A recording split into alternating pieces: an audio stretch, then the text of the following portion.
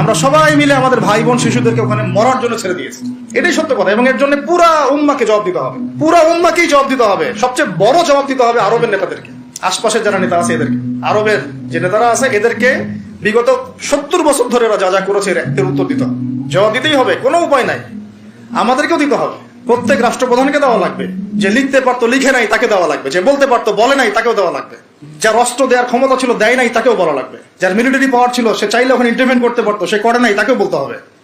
আর যারা ওদের সাথে আতাত করে বন্ধুত্ব করেছে এরা তো মুনাফিক, টাটকা মুনাফিক, পাক্কা মুনাফিক। এরাই তো তারা যারা কাফেরদের সাথে জাহান্নামের তলদেশে থাকবে, মুসলিমদেরকে বাদ দিয়ে মুনাফিক ইহুদি খ্রিস্টানদের সাথে বন্ধুত্ব করেছে। যে ইহুদি খ্রিস্টান না আমাদের ভাই বোনদেরকে মেরে এক ঝাঁঝরা করে ফেলাচ্ছে, আমি ওর সাথে বন্ধুত্ব করতে পারি?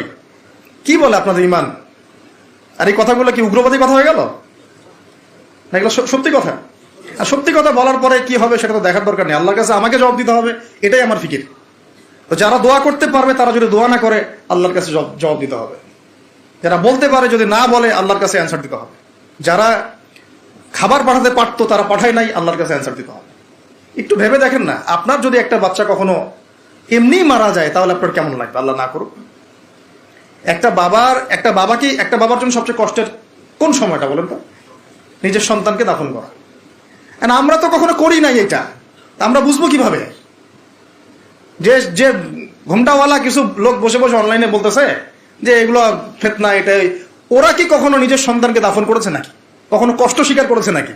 কখনো রিমান্ডে গিয়েছে নাকি? মায়ের খেয়েছে নাকি? কখনো জেল খাটছে নাকি? ও তো সুখে আছে, 3 বেলা খাচ্ছে যাচ্ছে, মাশাআল্লাহ, সুখে শান্তিতে জীবন যাপন। ও কি বুঝবে উম্মার কষ্ট? ও কি বুঝবে বাচ্চাদের কষ্ট, এই মা বোনদের কষ্ট? আর আমরা সর্বোচ্চ বলতে পারতেছি ব্যাস, কিন্তু সচেতনতা তো তৈরি করা দরকার। আপনার ছেলে যদি বলে ওখানে কি হচ্ছে, ওকে বলা উচিত, বাবা ওখানে কিছু শয়তান আছে, যে শয়তানগুলা আমাদের নিরীহ বাচ্চাদেরকে মেরে ফেলছে। তুমি যখন বড় হবা তোমাকে আল্লাহ পাক সামর্থ্য দিলে তুমি শয়তানগুলোকে মেরে ফেলিয়ে। বাচ্চাকে শেখানো উচিত। ওরা 100 বছর থেকে ওদের বাচ্চাকে এগুলো শিখাইছে,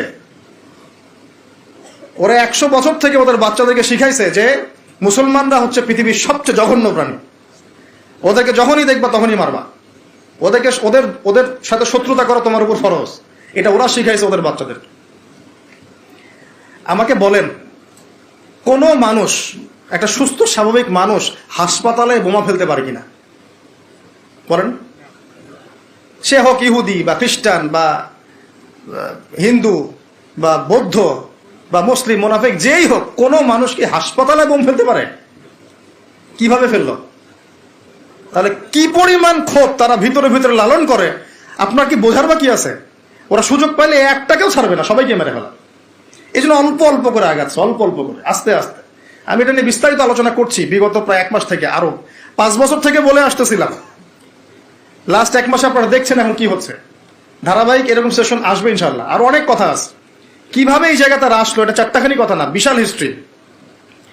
এমন অনেক সময় হয়েছে, এগুলো কিছুই না, এমন অনেক সময় হয়েছে 1 দফাতে 2.5 লক্ষ মানুষকে মেরেছে তারা ওই জায়গাতে, 1 দফাতে। 1940 সালের কথা বলছি, এক্স্যাক্টলি 1939 সালের জুলাইয়ের দিকের কথা, 1939 সালের দিকের কথা বলছি।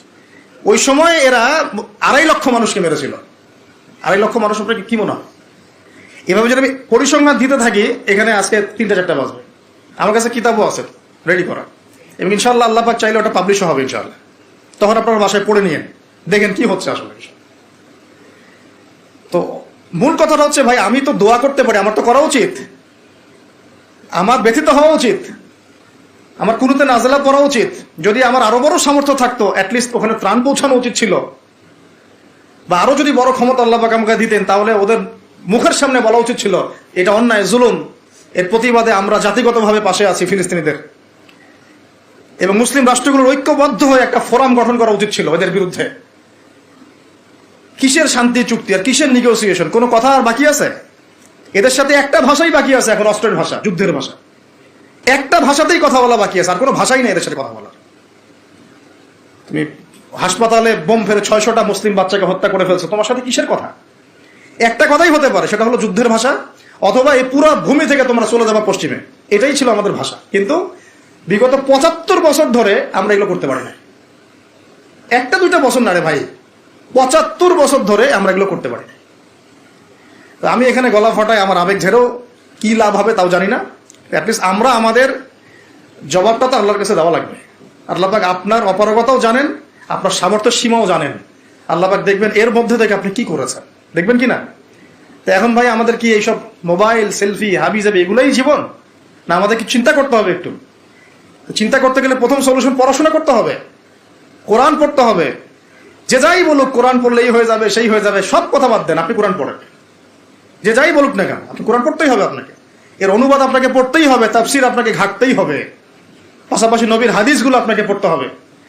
অবশ্যই কোনো না কোনো আলেমের সোহবতে থাকতে হবে। উদ্বাস্তুর মতো জীবনযাপন করবেন না এই 10 জন 20 জন সার্কেল নিয়ে।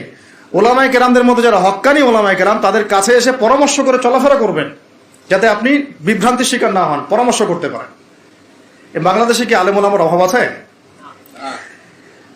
যত তাদের মধ্যে বিভক্তি থাক, যতই তারা একে অপরের সাথে কলুশনে থাক না কেন, যত দল থাক, তারপরেও আপনি ওলামায়ে কেরামের সাথেই থাকবেন।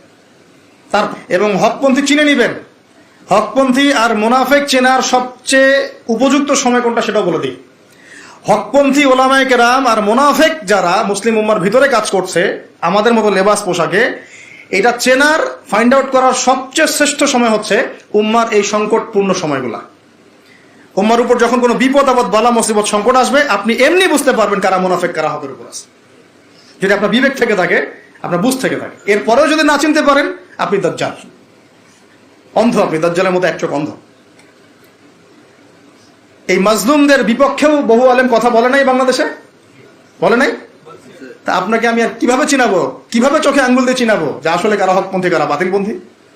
এইটুকু তো আপনার দায়িত্ব চেনার। কিভাবে এভাবে তাদের সাথে আপনি নিজের জীবনটা নষ্ট করে ফেলতেছেন? সুবহানাল্লাহ। আল্লাহ পাক আপনাদেরকে হেফাজত করুন, সঠিক পথে রাখুন, ওলামায়ে কেরামের সোহবতে থাকবেন, হকপন্থী ওলামায়ে কেরাম। আর ভাই প্রতিদিন যে সুন্নাহগুলো আছে এগুলো আমল করেন, নিজের উপর একটা সংশোধন নিয়ে আসেন। আল্লাহ পাক ততক্ষণ পর্যন্ত আমাদেরকে বিজয় দিবেন না যতক্ষণ না আমরা পরিপূর্ণ ইসলামে প্রবেশ করতেছি। আর পরিপূর্ণ ইসলাম মানে কি শুধু জুমার নামাজ পড়া, শুধু ঈদের নামাজ পড়া? আমাকে বলেন, আপনারা তো জানেন সবকিছু। পরিপূর্ণ ইসলাম মানে কি? 5 ওয়াক্ত নামাজ তো আপনাকে পড়তে হবে। আল্লাহ যদি তৌফিক দেন, সামর্থ্য দেন, তাহাজ্জুদও পড়তে হবে, চেষ্টা করতে হবে, নফল আমল বাড়াই দিতে হবে, জিকির আজগার, তেলাওয়াত, তাসবিহ, তাহলিল বাড়াই দিতে হবে, আল্লাহর কাছে কান্নাকাটি বাড়াইতে হবে, ফিতনা থেকে দূরে আসার চেষ্টা করতে হবে, এই জগতের মোহ ছাড়তে হবে। যতটুকুতে আমার জীবন চলে যায় বাস এতটুকুতেই। আমি এইভাবেও বলতেছি আপনাদেরকে এখন সরাসরি, নিজেদের আপনজনদের মধ্যে, পরিবারের মধ্যে, বংশের মধ্যে কেউ যদি আপনাকে দিনের পথে চলতে বাধা প্রদান করে, ফিতনা সৃষ্টি করে, আপনি তার থেকেও নিজেকে সরা রাখবেন। কারণ দিন আপনার, জীবন আপনার, মানে দিন আমার, জীবন আমার, ইহকাল আমার, পরকাল আমার, জবাব আমার। তা আমার অন্য কারো দ্বারা প্রভাবিত হয়ে দিন নষ্ট করা যাবে না, যাবে? অনেক সময় হয় না, আমাদের বংশে, পরিবারের কাছের অনেক মানুষ আপনাকে দিনের পথে চলার ক্ষেত্রে প্রতিবন্ধকতা সৃষ্টি করতেছে। আমি বলতেছি না ওদের সাথে আপনি সম্পর্ক নষ্ট করে দেন, কাট অফ হয়ে যান, এটা বলতেছি না। বলতেছি আপনি ইসলামিক দূরত্ব মেনটেন করেন, আপনি নিজেকে নিয়ে থাকেন, আপনি আল্লাহকে নিয়ে থাকেন। এক আল্লাহই আপনার জন্য যথেষ্ট, ইনশাআল্লাহ। কাউকে লাগবে না, ইনশাআল্লাহ। কেউ যদি না থাকে, এক আল্লাহই আপনার আমার জন্য যথেষ্ট। এটা কি বিশ্বাস করেন কিনা? এই আল্লাহ পাকই আমাদেরকে বাঁচিয়ে রাখছেন, আল্লাহ পাকের হাতেই আমাদের জীবন, আল্লাহ পাকই আমাদেরকে খাওয়ান। আল্লাহ থাকলে কিচ্ছু লাগে না। আর যারা আল্লাহ নাই, সারা দুনিয়া মিলেও তাকে সুখ দিতে পারবে না, তার কিছুই করতে পারবে না। এখন আসলে আমাদের সাথে আল্লাহ আছে কিনা একটু নিজেরাই বুঝতে পারবো। আসলে আল্লাহ পাকের সাথে আমার সম্পর্ক কেমন? আল্লাহ বলে ডাকলে বা আল্লাহর কাছে দোয়া করলে কি আমার ভিতরে কোনো অনুভূতি আসে কিনা? রাসূল সাল্লাল্লাহু আলাইহি ওয়াসাল্লামের নাম আসলে আমার ভিতরে কোনো অনুভূতি আসে কিনা বুঝবেন। ইনশাআল্লাহ এটা আপনার আস্তে আস্তে বুঝে যাবে। তাহলে নিজের তাজকিয়ার দিকে ফোকাস করেন, এবং তাজকিয়া অর্জন করার জন্য অবশ্যই সোহবত লাগে। যারা আত্মশুদ্ধিতে পরিপূর্ণ মানুষ, এই মানুষগুলোর সাথে পরামর্শ করে চলবেন। আর নিজের দিন পালন করেন, দিনটাকে আর বিভক্ত হতে দিবেন না। যারা এই বিভক্তির দিকে নিয়ে যায় এদেরকে বয়কট করবেন, মিশবেনই না এদের সাথে। বরং আমি বলছি, বাংলাদেশে এমনিই তো শত শত দল হয়ে গেছে। এখন আপনি নিউট্রাল থাকবেন, নিজেকে বায়াসড করবেন না, নিউট্রাল থাকবেন। নিউট্রাল মানে নিরপেক্ষ। নিরপেক্ষ থেকে আপনি দেখবেন যে আসলে কার মধ্যে হকটা বেশি আছে। এরপর আপনার বুঝ অনুযায়ী কোরআন সুন্নাহর সাথে মিলিয়ে ওলামায়ে কেরামের পরামর্শে যেদিকে তারা আপনাকে হেদায়েতের পথে নিয়ে যাবেন সেই পথে আপনি চলেন। ইনশাআল্লাহ আপনি ঠিক পথে থাকবেন। এই জন্য আমি একা একা থাকতে নিষেধ করি। ওলামায়ে কেরামদের সাথে পরামর্শ করে চলবেন এবং ঐক্যবদ্ধ জীবনযাপন করবেন। আর কিছু ভাইয়ের মধ্যে যদি খারাপ কিছু থাকে, তাদেরকে একদম আন্ডার এস্টিমেট করে ধুয়ে রেখে দেওয়ার দরকার নেই। কারণ যার মধ্যে খারাপ কিছু আছে ওর মধ্যে ভালো কিছু আছে। খোলা মনে ভালোগুলো নিয়ে নিবেন, খারাপগুলো আপনি ছেড়ে দিবেন। এখন বলতে পারে আপনি কিভাবে বুঝবেন ভালো কোনটা খারাপ কোনটা?